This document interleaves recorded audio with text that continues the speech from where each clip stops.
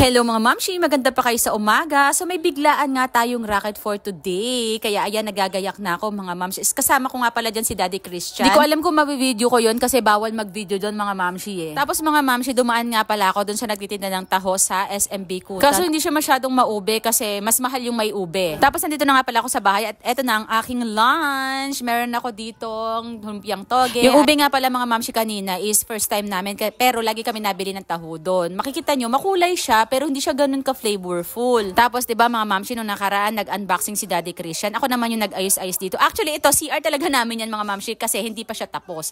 Pero ngayon is ilalagay muna namin yung lutuan namin para makapag-ayos din sila dun sa baba. Magpapaayos kasi sila ng bubong dun sa bahay nila, kaya yung sa dati naming bahay dun muna sila mag-i-stay. Since ako naman, sige okay lang mga mamshi kasi konti lang din naman yung mga gamit namin doon. Kaya sabi ko kay Daddy Christian, ayun na nga, ilipat na rito sa taas yung aming lutuan. So far naman mga mamshi, gusto ko naman siya at saka ang ganda rin naman kasi niya dito. Syempre napaka-supportive niya ni Daddy Christian. Siya ang bumili niya. Alam niyo, gusto ko talaga yung kinalabasan nito mga mamshi kasi ang linis-linis niyang tignan. Last video namin mga mamshi is napakita ko na rin naman to sa inyo. Tapos diyan ko lang nilagay yung aming mga condiments, yung mga ginagamit ko sa pagluluto. O diba? Tuwang-tuwa talaga ako mga mamshi kasi tignan niyo naman. O, dito na ako nagsaing. Dito na rin ako nagluto ng ulam namin. Diba? Hindi na ako bababa kasi nakakapagod din. At yan, nagluto nga pala ako ng ulam namin na Shanghai kasi nag-request yung mga bata na gusto nila ng Shanghai. Kaya ayan, go, push tayo dyan. Tapos kinabukasan nga mga mamshi, pagtingin ko dun sa mga talong, may mga bulaklak na siya. Oh, ang dami niya ng bulaklak. Tapos nakita ko nga tong okra na to. Actually, pinabayaan ko yan dyan kasi gagawin ko siyang punla. Yung mga buto niya, imamature. Tapos naalala niya yung kamote na na-invade niya yung palmera ko. Hinukay namin kasi ililipat namin. Tapos nakita namin niya, may mga bunga na siya. Kaya ayan, nilinis muna ni Daddy Christian niya yung mga dahon-dahon na excess, yung mga ginupit-gupit namin. Pero kukuha ako dyan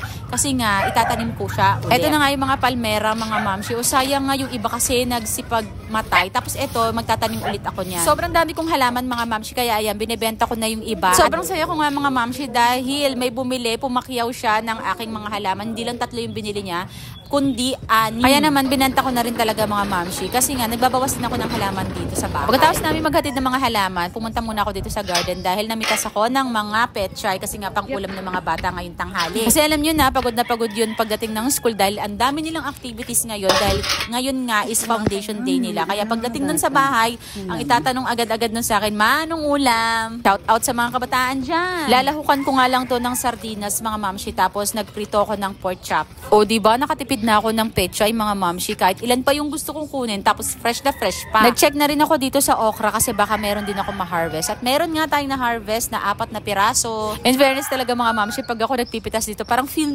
ko, iniisip ko nga na mag-alaga ng manok eh. So ayan na mga mamshi, ito na yung mga na-harvest natin. 4 na okra at saka mga petchay. Nakita ko rin pala to, meron din tayong kalamansi na hinarvest. Kaso, isa lang siya kasi nung nakaraan, nag-harvest na kami, marami kaming na-harvest. Pakita ko niya rin pala sa inyo doon mga mamshi, yung lemon na mumulaklak na siya. At sana magkaroon na tayo ng bunga.